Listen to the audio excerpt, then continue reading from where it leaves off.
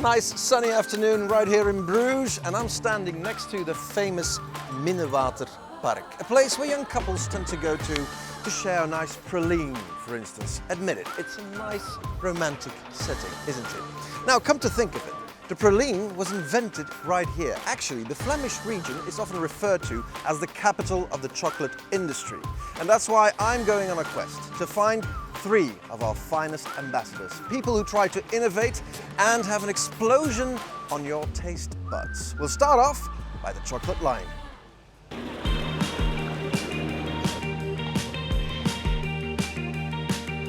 We could go hours and hours talking about chocolate, but to go from a cocoa bean to a praline in a nice box to give us a present, there's a whole process that finds place in between that. And to witness this process, I've come to the chocolate line, owned by famous chocolatier Dominique Persona. Not to talk to him, but to talk to the next generation, Julius. Let's go and have a look. So a small layer of tempered cocoa butter. So you use mainly natural colors? Yeah, we try to make all our colors ourselves. If we dry raspberries, we put it in dehydrator and then we mix it to make a powder. This we mix it with tempered cocoa butter and then you can have a really nice bright reds. So the Belgian chocolatiers, they thrive on quality.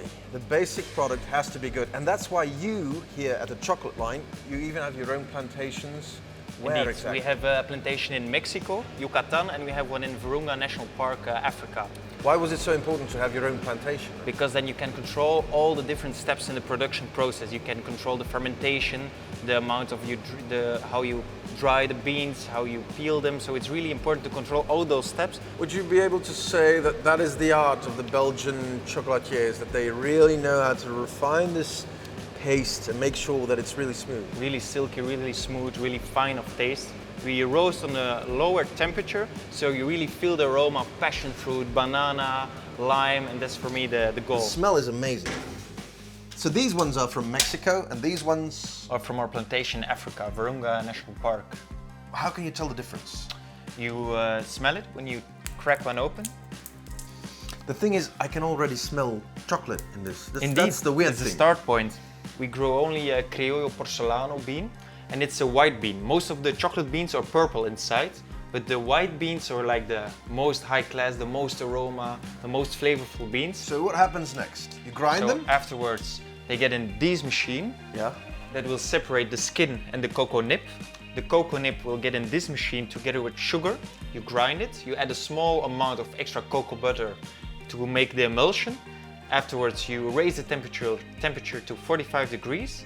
Let the temperature drop till 28, 29 to have a perfect tempered chocolate, to have a really shiny end product. Waltzing is one of the most important things. Important, yes. Why? For aroma development and smoothness when you bite in a chocolate. Who came up with the idea to do such a thing? It was the Incas who started with the process. First, they grabbed the cocoa nibs and they grind it on a metate together with sugar and blood from their tongue to offer to the gods. So this was the start point of making chocolate. So where are we going now? All right, I'm gonna take you to the test kitchen where we do all development of chocolates. So these are my babies. This is what I'm working on at the moment. This is miles away from what I know from a chocolatier. This is miles away from what your dad does. I like have really cool designs and flavor combinations that they're not usual and not everybody will like. So you might want to try this one, the freshly cut grass bonbon. Oh. You weren't lying. So it's a ganache made with yuzu, green apple, freshly cut grass and lemon zest. Congratulations, Julius. And Thank you. I think we're good for the future.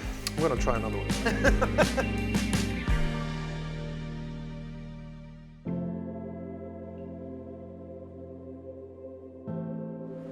And now we've moved from the city of Bruges to the city of Antwerp. Why, you ask? Simply because this is the world capital of chocolate. Belgian chocolate. Actually, the first chocolate factory in the world was built right here in Antwerp. You can learn all about it right there at Chocolate Nation. The first thing you notice when entering Chocolate Nation is this sign right here. Dear Belgian chocolate, I love you. Catherine, you guys claim to be the biggest chocolate museum in the world, but are you?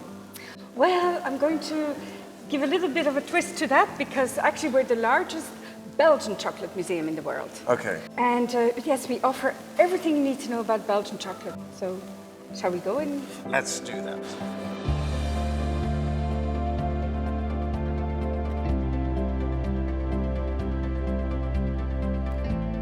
Why is this port of Antwerp today so important for cacao?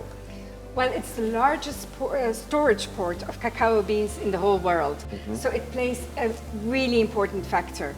You see that in Europe, we eat a lot of chocolate.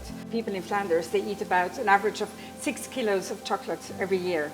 Only 6 kilos? Let's try and put that average a bit up. What do you think? Let's do that. Okay. Then there are a lot of traditions linked to Belgian chocolate. Okay. So, for example, we give chocolate for Valentine. At Easter, we have Sinterklaas, which is a special day for the children, and at Christmas.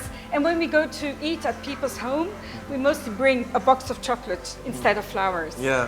Who said that? Life's like a box of chocolates. I think he was right, by the way.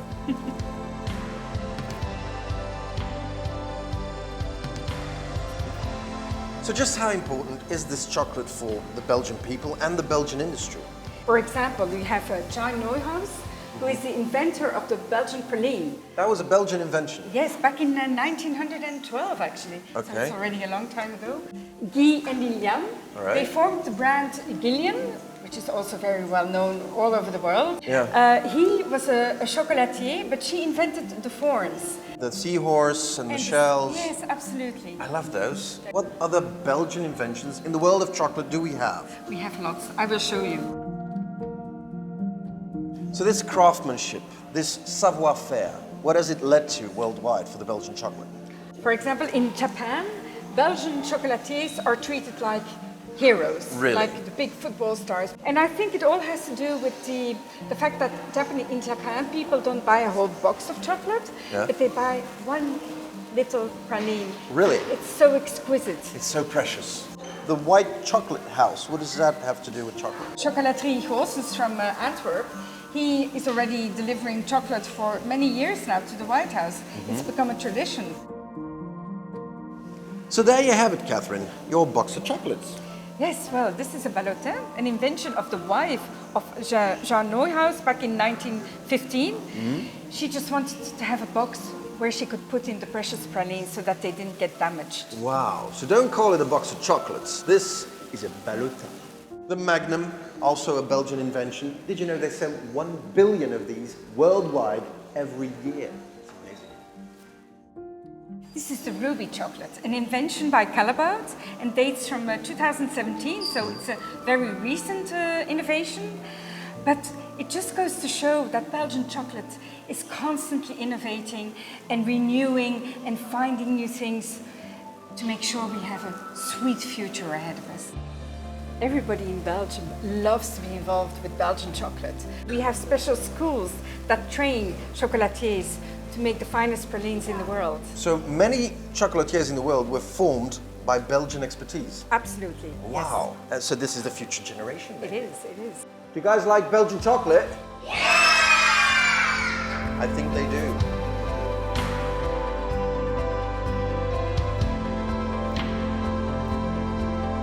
Did you know that when you eat a bar of dark chocolate, your body instantly starts to produce dopamine, the happiness hormone? So it has been proven eating chocolate will make you happy. So maybe life really is like a box of chocolates. But with Belgian chocolate, you do know what you're gonna get.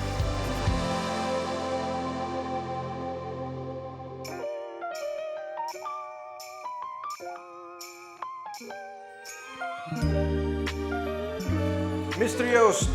Hey, Ben. Welcome in Ghent. Thank you so much. I've heard so much about you. Oh, cool. I've heard that you're the best pâtissier in 2013, best chocolatier in 2020. Yes. So if you've got big shoes to fill, but when I Thanks. see these little jewels here in front of me, Thank you very much. Thank you very much. They're amazing. We have here all the pastry. Here we have the macaroons, and there we have all the chocolates that we have. Come in and I will show you how we make these things. I'm very eager to find Come in. out. Everybody starts with chocolate. Every chocolatier starts with chocolate. Yeah. How can you make a difference? Why did you get elected to be the best chocolatier of 2020? For the first thing, it starts with good ingredients. If you have good ingredients, then you can make a nice product. And then you start by looking, by finding some real good chocolates that's who has nice profile, nice melting profile in your mouth, and then you combine them together. It's also that they have to look good. You have to have a nice assortment of all the chocolates together with different kind of taste, with fruit, with nuts, with chocolate, with dark chocolate, milk chocolate, white chocolate. So you really have to look for that the palette is really perfect. You're a guy who wants to offer the best to his clients. So maybe not go and look for the most exquisite or the most crazy combinations. No. Just keep it simple, but make sure it's the best you have to offer. Yeah, because simplicity is not simple. You have to say, oh yes, this is what I like, this is what I wanted to taste, and if you taste it, you really like, oh yeah. When a client comes into our shop, he has to be happy because look what I have, I really have a nice box of chocolates. Yeah. Now what I'm looking at here is a boy who was interested in chocolate from a very young age. I went to school when I was young in Bruges, in Tervunepoorte. It's a really nice school of bakery and chocolate and everything. And then after that, I worked in different kind of pastry shops and chocolate shops in Brussels. 2.5 years I was the pastry chef, the main pastry chef in the restaurant Hof van Cleven. It's in Cruzotem, 3 Michelin restaurants. Yeah.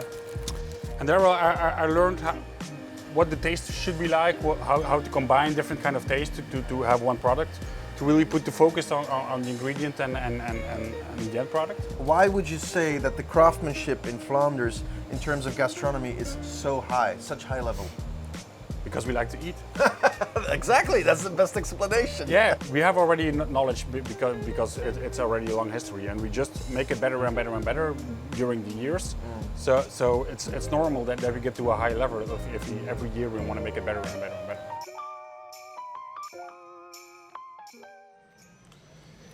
So Joost, what do we have here? So we have all different kind of chocolates. I really want to let you taste one. This is the one with our logo on it. It's dark chocolate ganache with 70% of chocolate inside. Really smooth. It's a Madagascar chocolate with a little bit of vanilla inside. So it's really a nice smooth ganache with a nice chocolate taste. So it's really something nice to start with. So we really want to put all the focus on the texture and on the taste, and not really on the chocolate that's on the outside. Basically, this is the chocolate taste, pure chocolate. Pure chocolate. Madagascar. Refine this texture. Yeah, and it is also stay a little bit in your mouth. So you have really chocolate that stays a little bit behind. So we have chocolates that are made in a mold and chocolates that with a chocolate around. So we have two different kind of chocolates. And you will see it's with two different kind of layers inside. Praliné of peanuts with a salted caramel.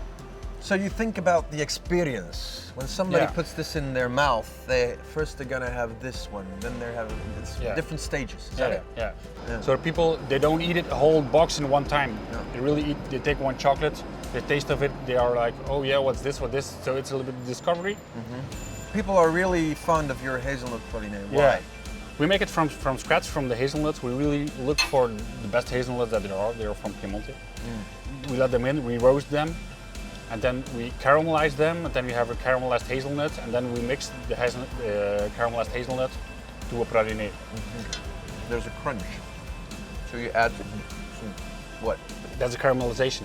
Really? Of the nuts. So it's little parts of caramel. That's the first time I have praliné with a crunch in it. Yeah. I love that. Wow. So you see, it comes into your mouth, and you really have the caramelization of the hazelnuts that comes, and it stays also in your mouth. Yeah. So it's not away. No. I think in 5 minutes it'll still be there, and that's what I find really nice. So I really wanted to let you taste the nice pastry that we have. Look at this. Thank you so much. Thank you. So we have the combination of dark chocolate and the citruses. You are a pastry chef, but you're a chocolatier. This is where they are both combined and come together, right? Yeah, exactly. Wow. Is this your way of being innovative? It's an innovation to make it a little bit more modern, to make it the way we want it to look like, to combine it to a really nice product, and to put it also in a shop that goes well with all the products. For me, it's all the things that comes together.